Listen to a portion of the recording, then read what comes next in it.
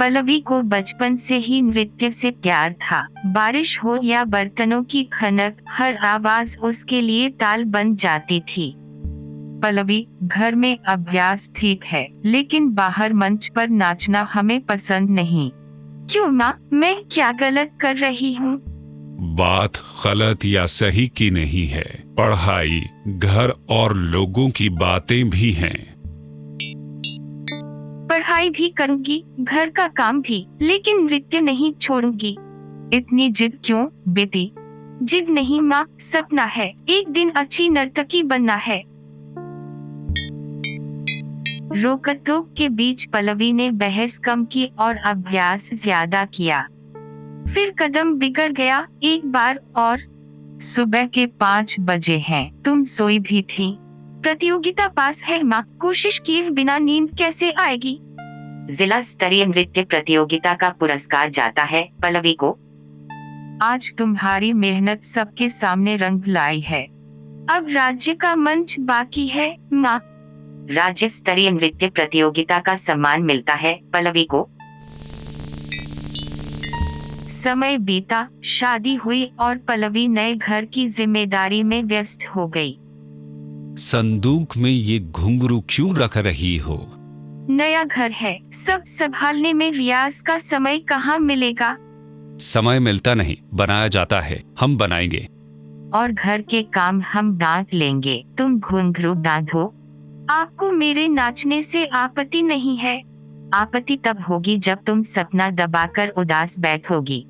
तो रियाज कल से नहीं, अभी से। शादी के बाद मेरी पहली प्रतियोगिता है, थोड़ा डर लग रहा है। संगीत और कागज बैग में है, तुम्हारी मेहनत तुम्हारे साथ है। लेकिन घर का काम। घर कहीं नहीं भाग रहा, तुम मंच पर देर मत करना। और लौटते समय ट्रॉफी संभाल कर लाना। शादी के बाद भी पल्लवी रुकी नहीं, कई मंचों पर नाची और उसने बहुत से पुरस्कार जीते। मैं जीत गई। मुझे पता था। अब अगली तैयारी शुरू करें। एक और ट्रॉफी। अब यह शेल्फ सच में छोटी पड़ गई। इतने पुरस्कारों के बाद अब आगे क्या? अब जो सीखा है उसे बच्चों तक पहुंचाना चाहती हूँ। कुछ समय बीता और पल्लवी के घर नन्हा आराध्य आया। माँ, ये खन खन वाली चीज क्या है? ये मेरे घुंघरू हैं बेटा। आप सच में नाचती हो? हाँ, कई मंचों पर नाची हूँ और अब बच्चों को सिखाना चाहती हूँ। तुम मुझे सिखाओ, मैं पहला बच्चा बनूंगा। पक्का, फिर पहला कदम अभी सीखो। मैं बच्चों को नाच सिखाने की कक्षा शुरू करना चाहती हूँ। कक्षा का समय क्या सोचा है? सुबह घर, दोपहर पढ़ाई और रियाज, शाम को कक्षा। लेकिन आराध्य,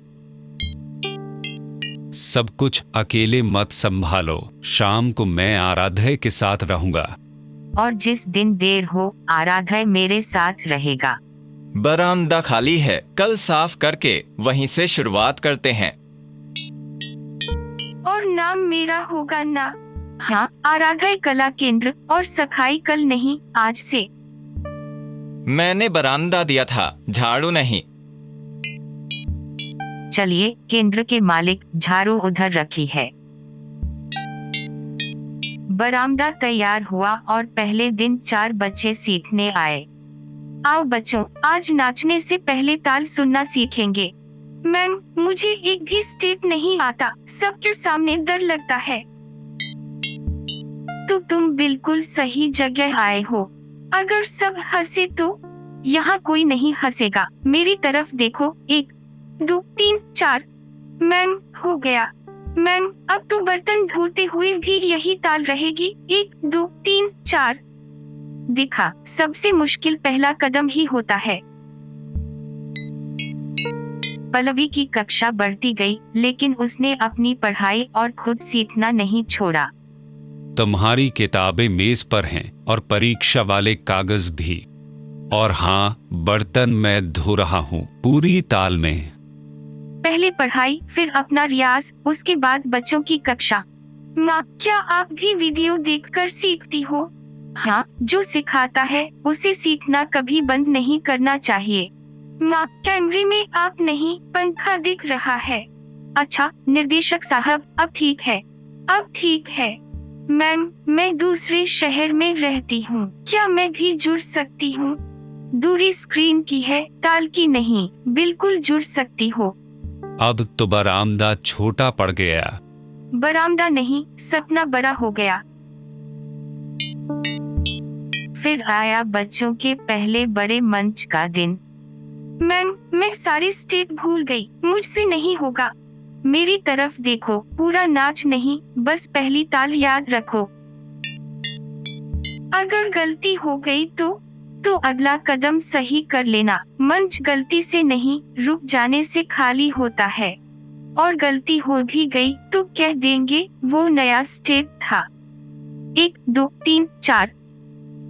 आज बच्चों ने पूरा मंच भर दिया। और तुम्हारी मेहनत ने उनके चेहरे खुशियों से भर दिए।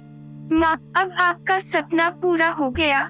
पूरा नहीं बेटा, और बड़ा हो गया है। हर बच्चे का पहला कदम अब मेरा सपना है। मैम, मुझे बिल्कुल नाचना नहीं आता।